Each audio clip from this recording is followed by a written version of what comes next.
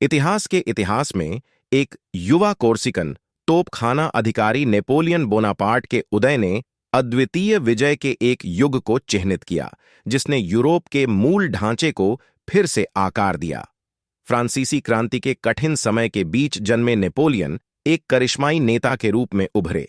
उनकी सैन्य कौशल और रणनीतिक प्रतिभा ने उन्हें एक महत्वाकांक्षी युवा अधिकारी से फ्रांस के शासक तक पहुंचा दिया। नेपोलियन की विजय क्रांतिकारी फ्रांस की अराजकता में उसके जबरदस्त उभार के साथ शुरू हुई। रैंकों के माध्यम से बढ़ते हुए उन्होंने तख्ता पलट में सत्ता पर कब्जा कर लिया। अंततः 1804 में खुद को सम्राट का ताज पहनाया।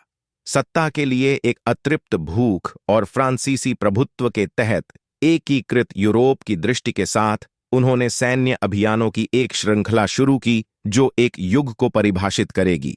उनकी सेनाएं अपने अनुशासन और नवोन्वेषी रणनीति की विशेषता के कारण पूरे महाद्वीप में फैल गईं, पुराने शासनों को नष्ट कर दिया और सीमाओं को फिर से परिभाषित किया। इटालियन अभियान ने उनकी सामरिक प्रतिभा का प्रदर्शन किया, जिससे उन्हें पूरे यूरोप में प्रशंसा और भय मिला। ऑस्टरलिट्ज की लड़ाई सैन्य रणनीति का एक मास्टर स्ट्रोक ने एक बेजोड़ कमांडर के रूप में उनकी प्रतिष्ठा को मजबूत किया। नेपोलियन की विजय महत्वाकांक्षा और फ्रांसीसी क्रांति के आदर्शों, समानता, योग्यता और कानून को फैलाने में विश्वास से प्रेरित थी। नेपोलियन संहिता में समाहित उनके सुधारों ने उनके नियंत्रण वाली भूमि में आधुनिकता ला दी। प्रशासनिक दक्षता, धर्मनिरपेक्ष कानून और शैक्षिक प्रगति की शुरुआत की।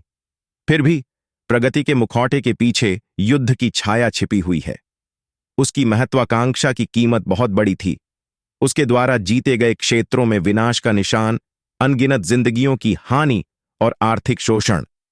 प्रायद्वीपीय युद्ध, स्पेन में एक कड़वा संघर्ष और दुर्भाग्यपूर्ण रूसी अभियान ने उसकी जीत को सैनिकों और नागरिकों के खून से दाग दिया। जैसे जैसे नेपोलियन के साम्राज्य का विस्तार हुआ, वैसे वैसे उसकी विरासत की धारणा में भी विभाजन होता गया। कुछ लोगों के लिए वह एक नायक थे, एक दूरदर्शी नेता जो स्थिरता लाए, कानूनों में सुधार किया और पूरे यूरोप में राष्ट्रवाद की लौ जलाई।